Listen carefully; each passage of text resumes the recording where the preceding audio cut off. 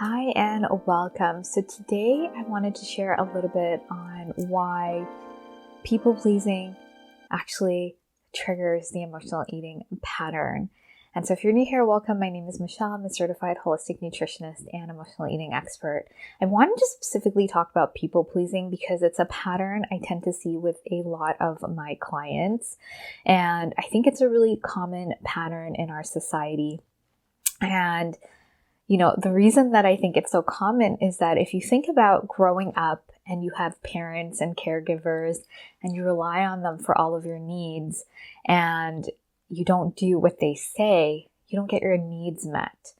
And usually you might not really get most of your needs met, you get some of it. And so you keep yourself a certain way. You're afraid of upsetting them, of, being disappointed. Because if they don't meet your needs, that means your survival is doomed. And so this is sort of like this big concept, but that's how it works for children. And when our needs are not fully met or we people please, what happens is that we're not truly being ourselves. And internally, what happens is this little voice develops that tells us we have to be a certain way in order to be taken care of, to have some of our needs met, but it's not truly who we are. And so we start doing things out of this habit, but internally our true selves of what we really want, we're going against it again and again and again. And so that true self of ours has certain needs that are not getting met, but it's using people pleasing to get some of it met. And so at some point, what I see in clients after years and years of this pattern develops, because they feel so much discomfort internally and they can't soothe, that voice that's telling them what they truly need, they use food to quiet it down, to soothe. And so they'll keep people pleasing because they think that's how they're going to get their needs met. And then emotionally eat to kind of quiet that internal voice. They're not sure how to really stand up for themselves, to step out, to ask for what they really need.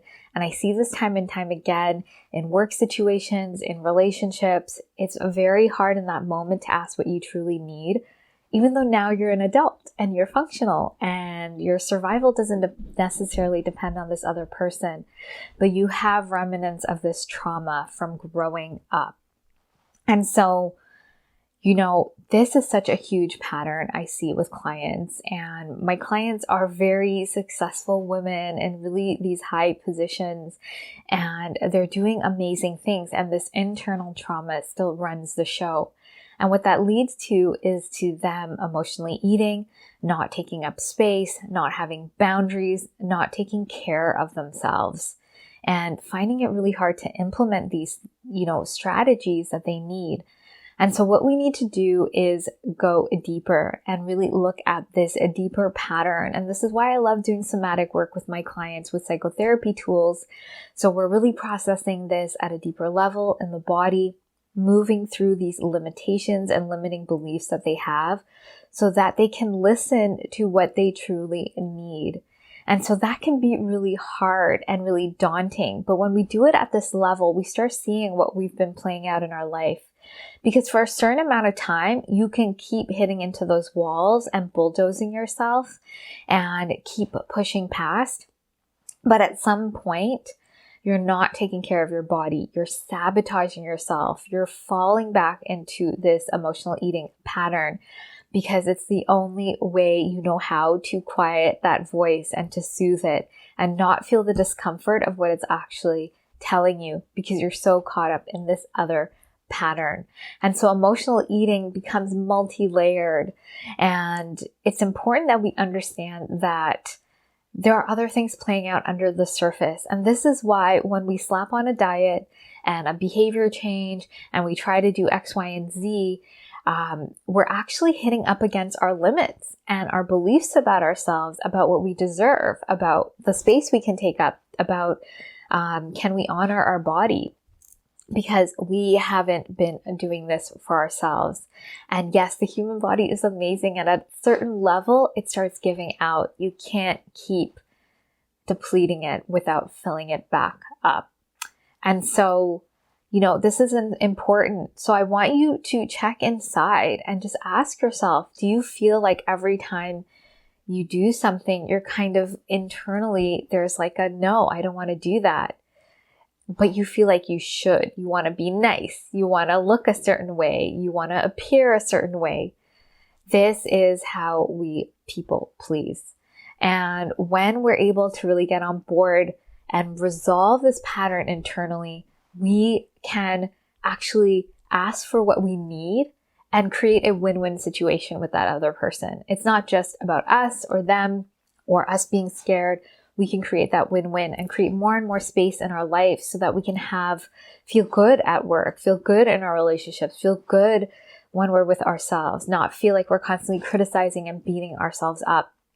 So this pattern, emotional eating, I always say, is this doorway to yourself, to coming back to wholeness, because all of these layers are there. And step by step, we want to start creating this new way of being that feels good to us. And so this pattern, I see it happening when we don't take up space for how we nourish ourselves because we haven't connected to our bodies. We don't take up space for implementing routines that are going to help us accept our body and take care of it and help it function at its best. And we don't take space and time to really move through those emotions being triggered, those stressors in our life, to really learn how to be there for ourselves and move through that and to have support around that. We are abandoning ourselves on all of these layers and all of these levels because of this people-pleasing pattern. And so when you come back to yourself on all of these levels, you show up more powerfully as you, as who you're meant to be. And you can actually ask for what your needs are and feel good, not just, in the 10 minutes or in the vacation or whenever. You want to be feeling that throughout your life because, all of the 90% that you're not feeling that is taking a toll on your body, is taking a toll on how you feel about yourself, is taking a toll on your confidence, on your ease, on your health. And so when you're able to shift that and look at this pattern head on, your life starts changing and transforming. And that's how you're actually going to become more successful and move forward more and have the relationships and the feelings that you actually desire in your life. So this was a bit of a different topic. I really wanted to touch on people pleasing. I see this time and time again with clients. It's very hard for them to create that space for themselves, to put themselves first, to understand that if they don't fill themselves up, they can't really give to anyone else and show up in the best light.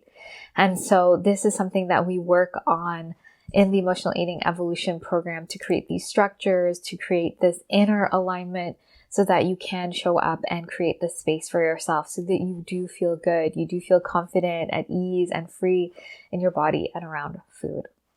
So if what I shared is resonating with you, I'd love to invite you to check out more about the Emotional Eating Evolution program. We dive so much deeper into all things emotional eating and helping you get to the root to finally resolve this issue sustainably so that you can feel confident in your body and around food and in your life.